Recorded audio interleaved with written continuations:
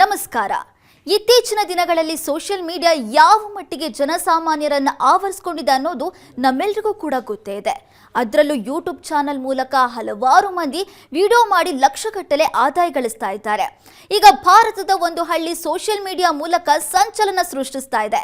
ಆ ಹಳ್ಳಿಯನ್ನ ಭಾರತದ ಯೂಟ್ಯೂಬ್ ರಾಜಧಾನಿ ಅಂತಾಲೆ ಕರೀತಾರೆ. ಹಾಗಾದ್ರೆ ಆ ಗ್ರಾಮ ಯಾವುದು ಅಂತೀರಾ?